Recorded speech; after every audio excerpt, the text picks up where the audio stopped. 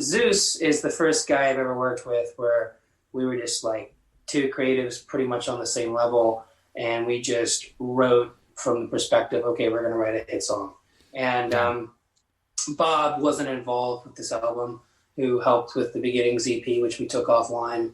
He helped a little bit on Girl in Blue, so I guess technically was part of that song, which is on the album. But it was literally just me, Aaron, and the band. Because because different producers can change the sound of a band. Like you can have a hard rock band that goes to like a dance producer and make it sound way different than what like a rock producer would do, you know? So I guess if you want to stay with your same sound, you pretty much got to stick with a similar producer that knows the sound that you guys want. Well, that was the problem, is we didn't have a sound yet. We kept we switched producers so many times. I mean, we had three different people in Virginia, and then we had Bob and Aaron, and then it became just Aaron. Right? We even tried something out with a different guy here last year that didn't work out, but we struck gold with Girl in Blue. So like, okay, we need to go do that again 5 more times and make an album. Right? I know it's 6 tracks, but honestly, like it feels like an album, and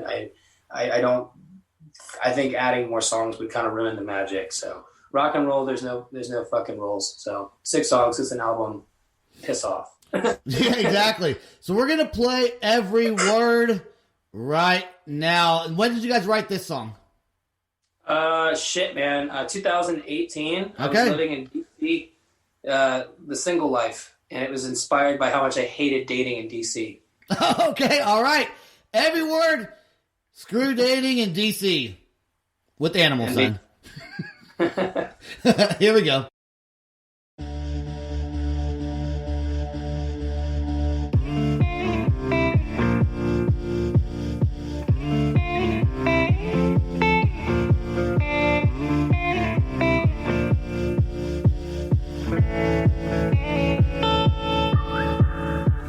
Stumbling from the bar, it's getting late. I've been drowning my heart just to feel that I'm sane. Taking it every time I play this game. I tell myself that I'm fine, but your whisper's louder than the Arctic breeze, and I keep my thoughts buried inside of me. I bite my tongue when I think of you and me. When I think of you and me, I hate every word you say, but I'll break from every move you make. I'll fake it when I can't relate to you. No wonder why I'm feeling down, down, down, down.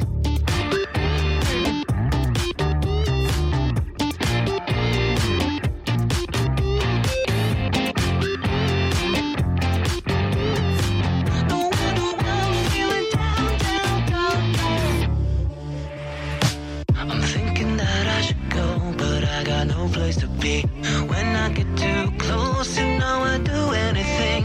Who do you think you are to keep me acting this way? You shouldn't be this surprised when your whisper's louder than the Arctic breeze, and I keep my thoughts buried inside of me.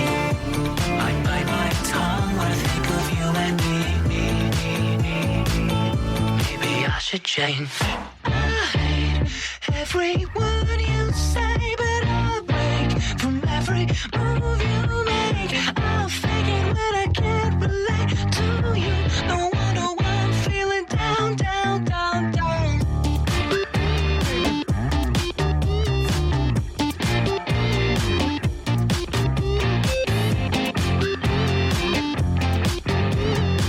No wonder why I'm feeling down, down, down, down.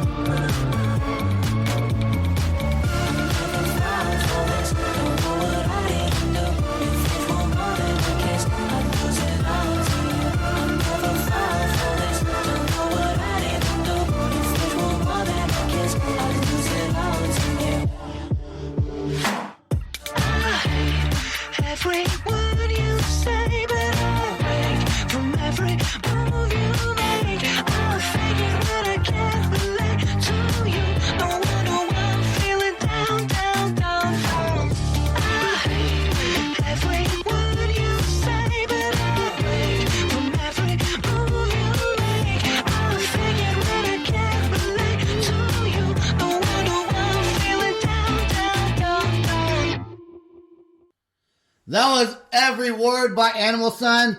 What does it feel like to be in your position right now with kind of an up-and-coming pop rock group? What does it feel like to just know that you're on your way to doing something pretty big, probably?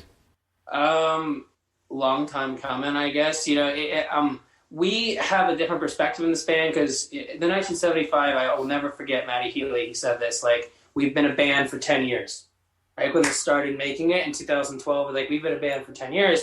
It takes that long. So when you start having this upcoming feeling, I don't want to say it loses its magic because we're incredibly excited. Don't get me wrong. It's like, oh, finally, we're hitting our stride. It's like, no, we did the right things to get here. Right. We failed and kept coming back and then kept fixing the things that weren't working until we found what worked for us and what made this band the way that it is.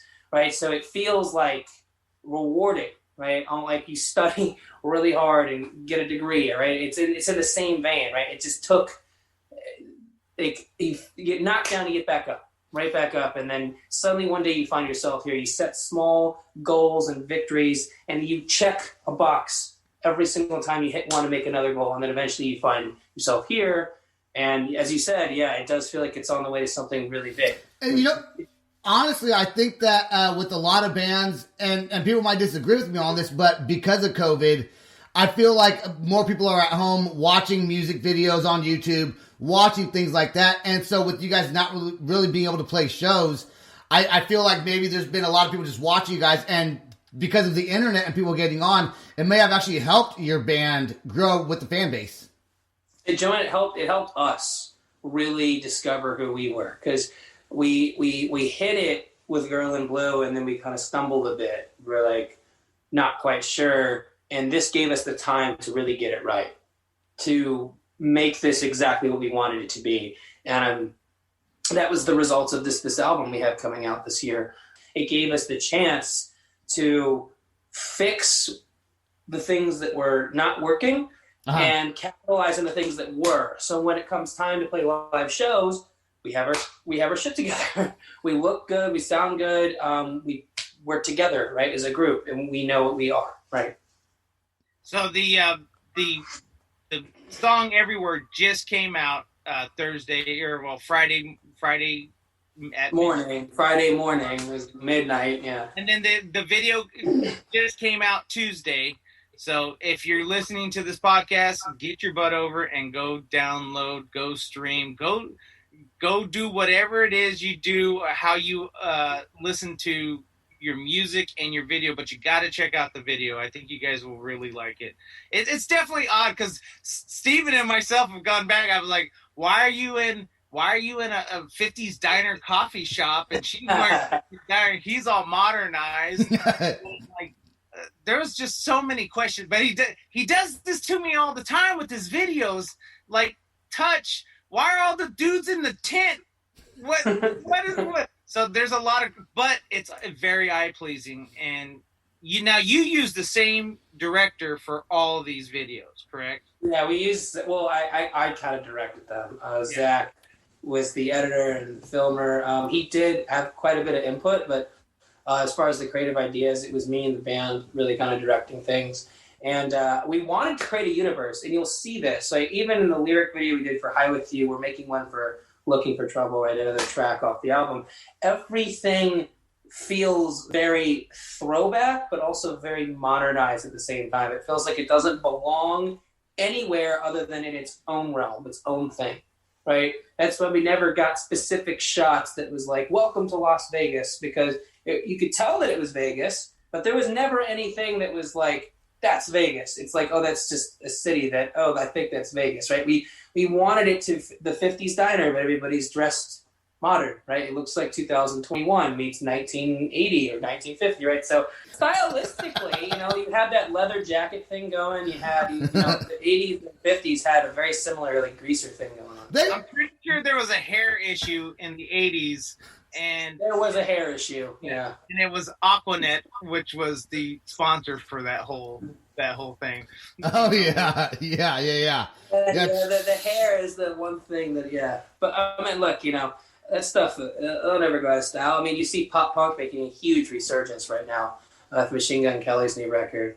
Like that was like pop punk was like so not cool like 3 or 4 years ago. Like it was the thing that nobody was looking for anymore. And now it's massive. You have people like Halsey recording on pop punk songs.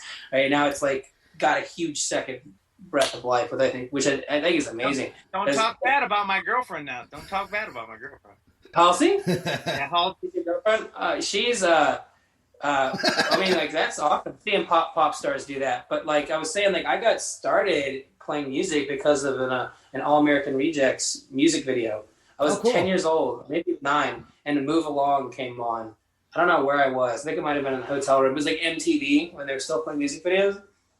And we were sitting there on vacation. It might have been Phoenix where we were because we were hiking, and I was 10 years old, maybe 9, and that song came along, and I was like, I want to do that. I want to be that guy. You mean to tell me MTV doesn't play music videos anymore? MTV doesn't. I know. And they should just change their freaking name, man. They should just change their name. All it is a bunch of teen moms, pregnancy, catfishing. Yeah.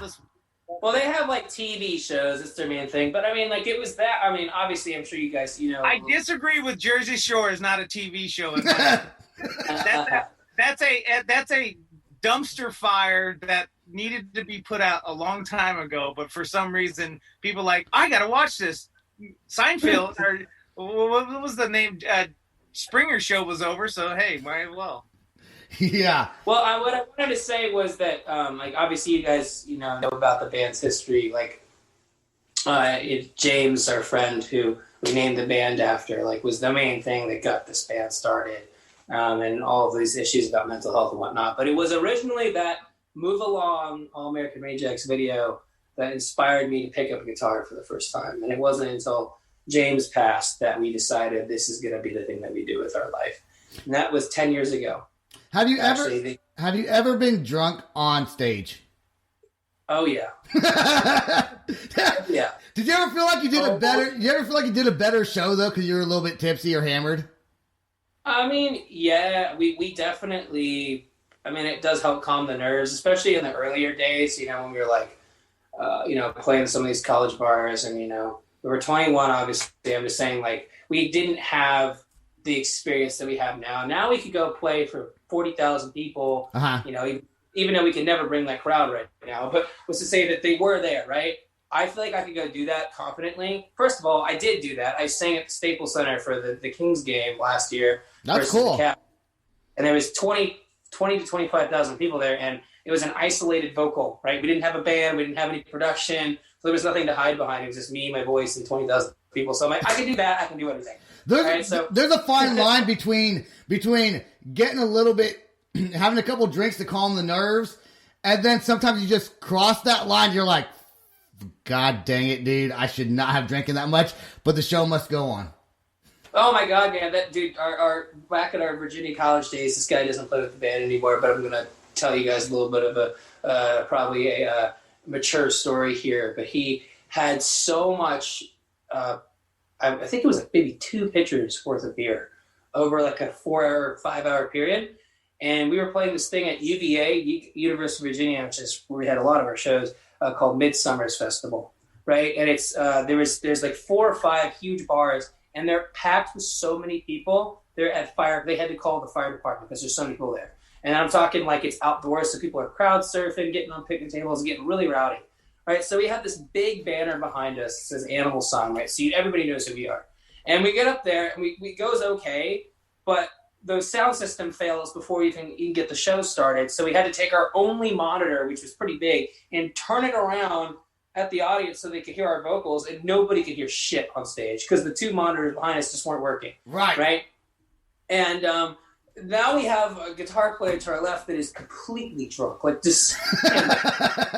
I'm sober, Will's sober, everybody else in the band is sober except for this one guy. And he is doing horrible. Like he sings, we did a cover by 1975 Chocolate, that song, right? And he's just on the stage, he's like, that's what she said! Like, full